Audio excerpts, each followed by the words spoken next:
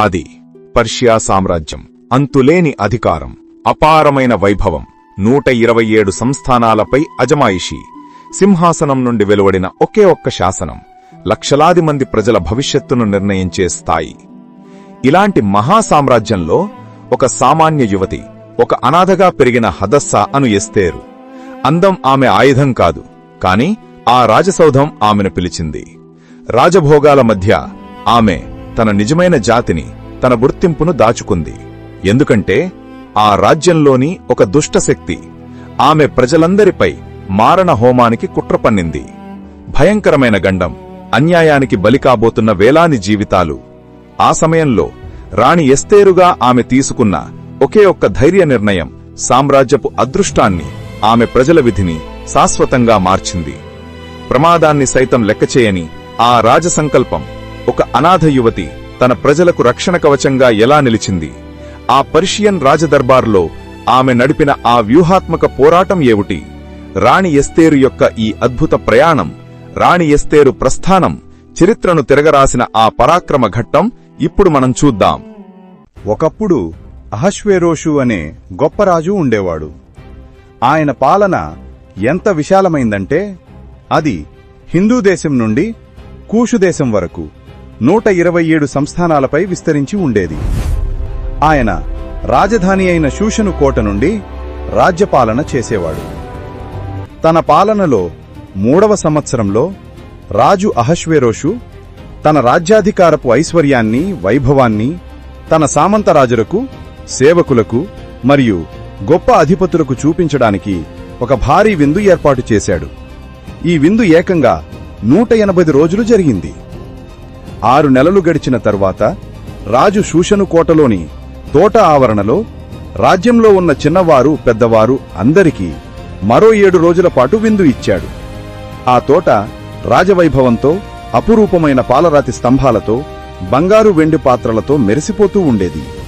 రాజు అహష్వేరోషు లోపల విందు ఏర్పాటు చేయగా, రాణి అయిన వష్తి కూడా కోటలో స్త్రీలకు ప్రత్యేకంగా ఒక విందు ఏర్పాటు చేసింది.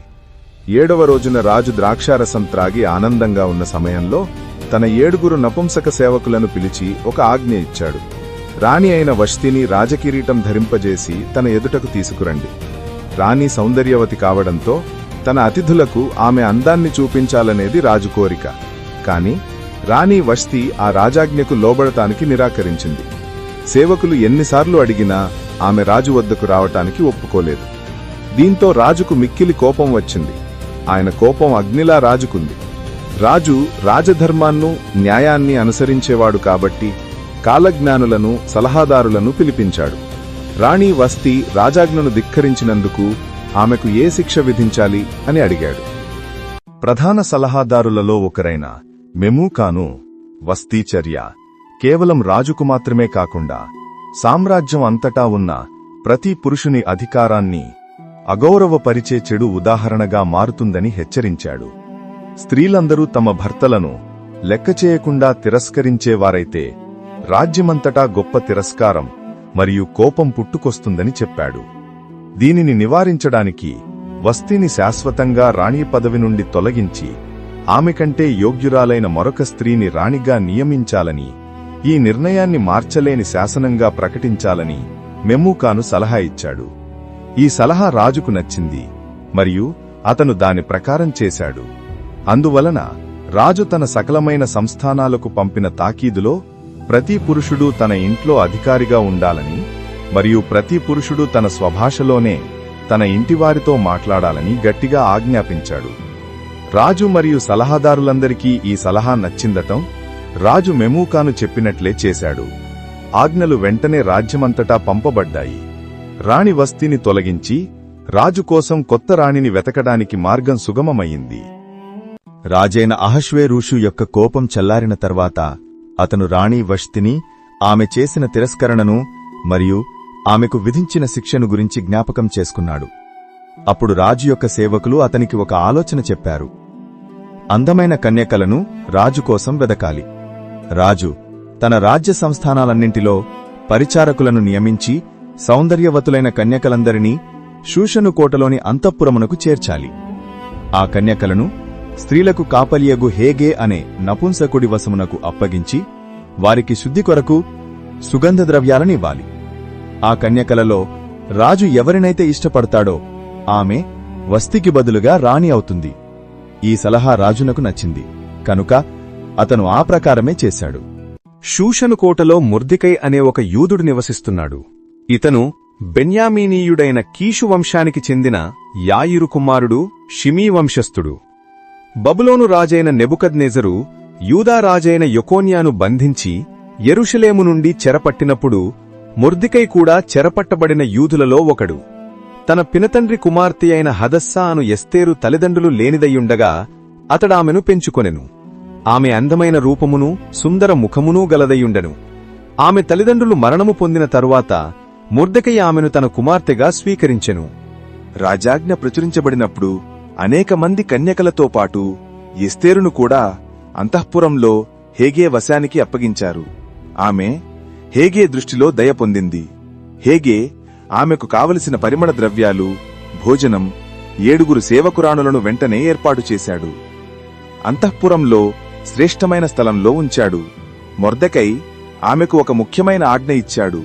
తన జాతిని, తన వంశాన్ని ఎవరికీ తెలియజేయకూడదు. ఎస్తేరు దానికి విధేయత చూపింది. మొర్దెకై ఆమె క్షేమం తెలుసుకోవడానికి ప్రతిరోజు అంతఃపురం ఆవరణం వద్దకు వచ్చేవాడు. 12 నెలల శుద్ధీకరణ పూర్తయ్యాక ప్రతి కన్యక వంతు ప్రకారం రాజు దగ్గరకు వెళ్ళింది. మొర్దెకై పెంచుకున్న ఎస్తేరు వంతు వచ్చినప్పుడు ఆమె తనకోసం ప్రత్యేకంగా ఏ ఆభరణాలు, వస్తువులు కోరలేదు. కేవలం హేగే నిర్ణయించిన వాటితోనే రాజు వద్దకు వెళ్ళింది. ఎస్తేరును చూసిన ప్రతి ఒక్కరూ ఆమెను ప్రేమించారు.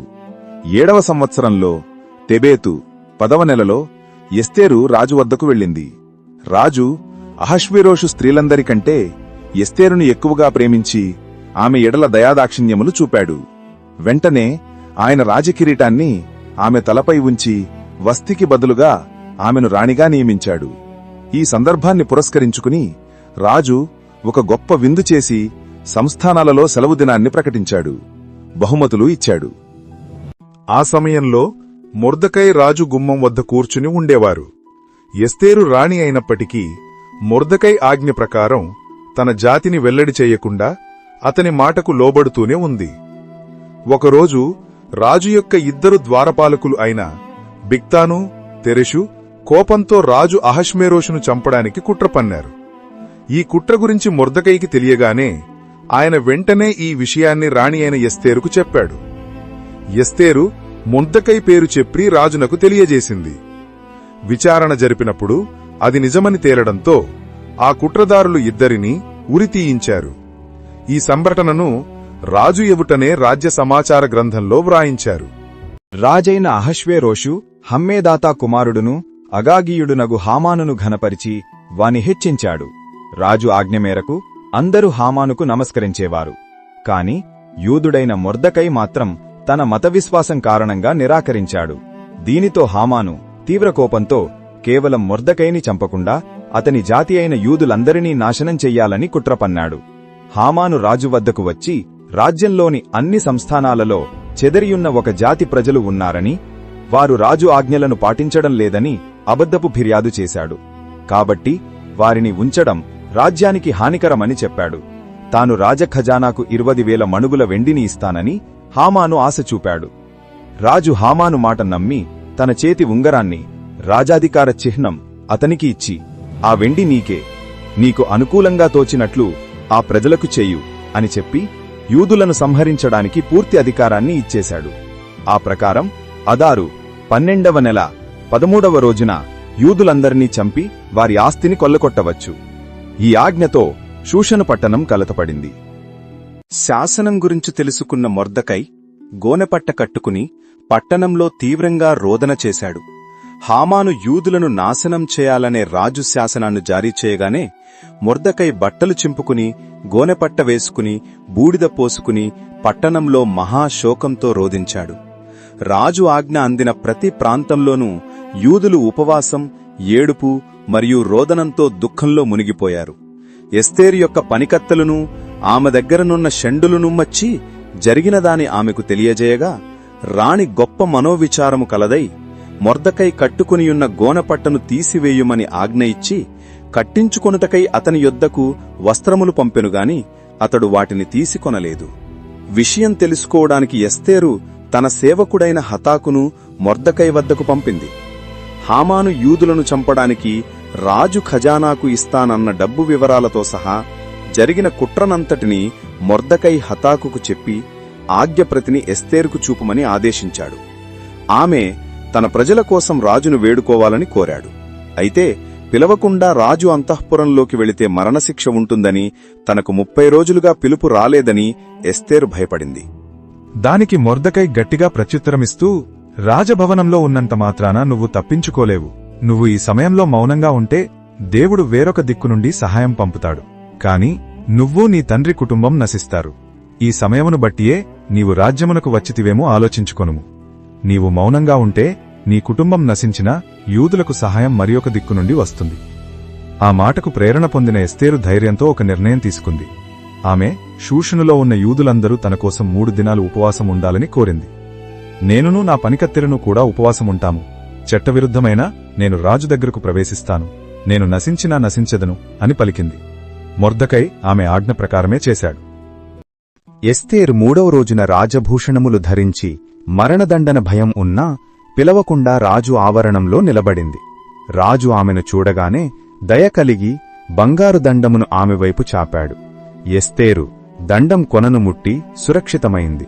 రాజు ఆమె కోరిక అడగగా రాజ్యంలో సగమడిగినా ఇస్తాను అని చెప్పాడు. ఎస్తేరు తన కోరికను వెంటనే చెప్పకుండా రాజును హామానును తాను చేయబోవు విందుకు ఆహ్వానించింది.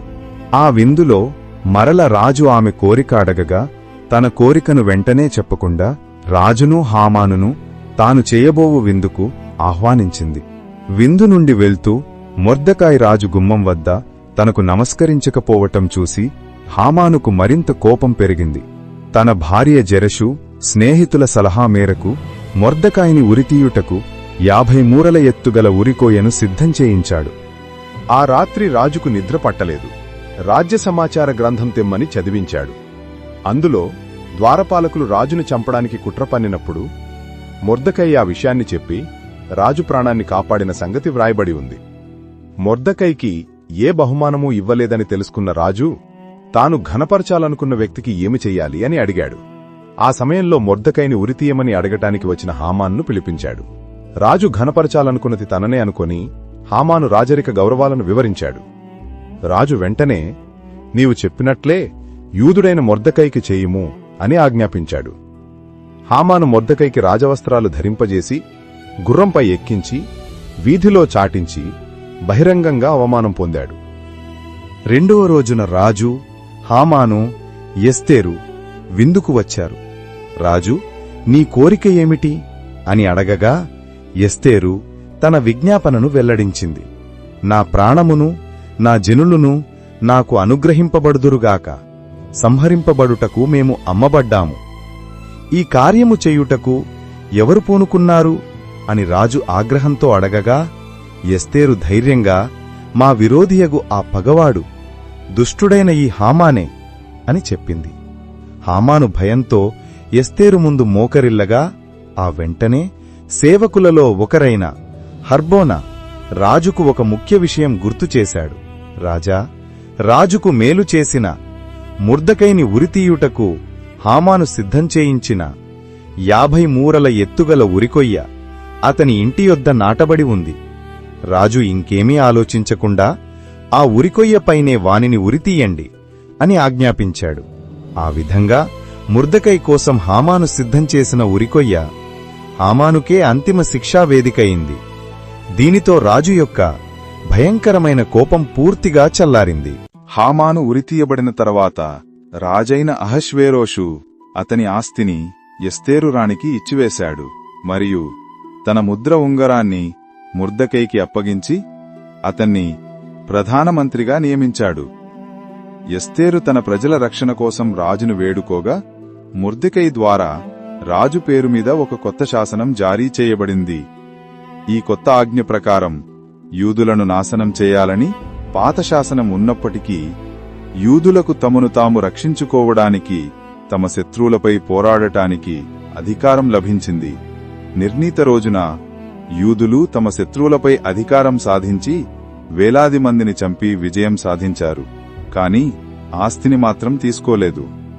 ఈ గొప్ప విజయాన్ని గుర్తించుకోవడానికి మొర్దెకై మరియు ఎస్తేరు రాణి ఆ రోజులను పూరీము పండుగగా జరుపుకోవాలని శాసించారు. మొర్దెకై రాజు తరువాత 2వ స్థానాన్ని పొంది తన ప్రజల సంక్షేమం కోసం, వారి శాంతి కోసం గొప్ప అధికారిగా పనిచేశాడు.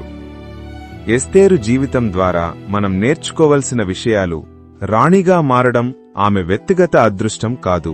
ప్రతి ఒక్కరి జీవితంలో ఒక గొప్ప ఉద్దేశం ఉందని, అది సరైన సమయం కోసం దాచబడి ఉంటుందని ఆమె నిరూపించింది.